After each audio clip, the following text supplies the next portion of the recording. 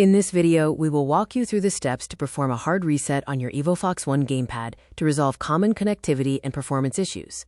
We will cover why a hard reset is useful, how to locate the reset pinhole, the reset procedure itself, and how to repair your gamepad with your devices afterward. To perform a hard reset, first ensure the gamepad is turned off. Locate the small pinhole on the back. Use a paper clip to press the button inside for 5 to 10 seconds, and release once the lights flash or the device turns off. After the reset, you must repair your controller. Turn on the gamepad. Set your target device to Bluetooth mode, then hold the Home and X buttons on your gamepad until the LED flashes rapidly.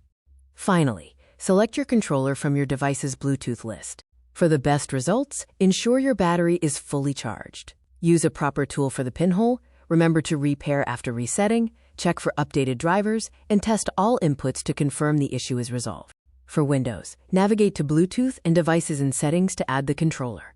On Android, go to your connected device's settings to pair the controller as a new device. Simply follow the on-screen prompts to complete the process.